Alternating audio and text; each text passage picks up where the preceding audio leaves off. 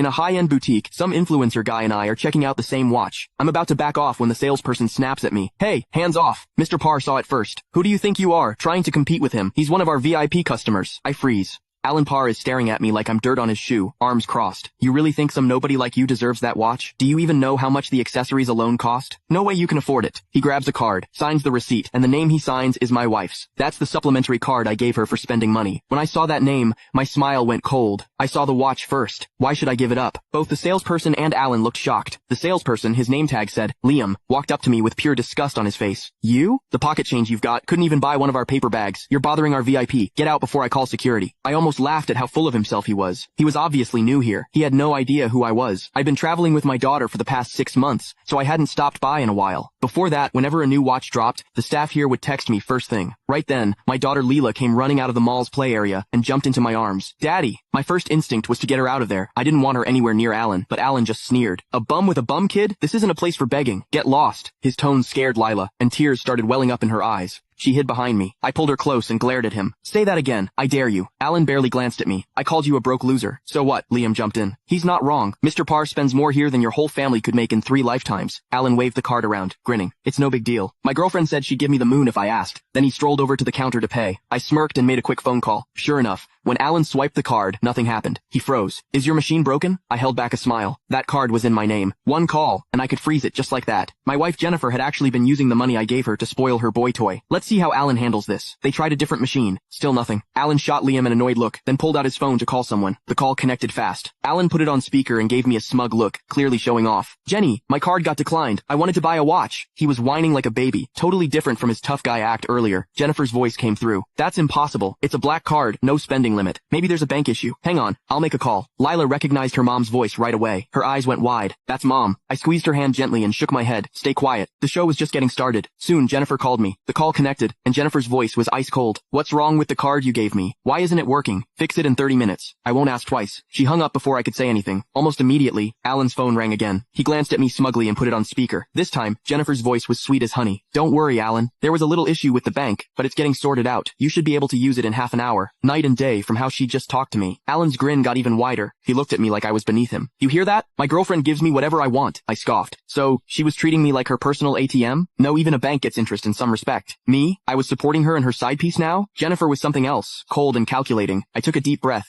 pushing down my anger. I'd settle the score with both of them. I brought Lila over to the lounge and sat down, calmly watching Alan. Let's see what happens in 30 minutes. Liam noticed I hadn't left and came over with a frown. Why are you still here? Leave already. He looked me up and down like I was trash. People like you drive away my real customers. I looked up at him calmly. If he can't buy it in 30 minutes, I can still get it, right?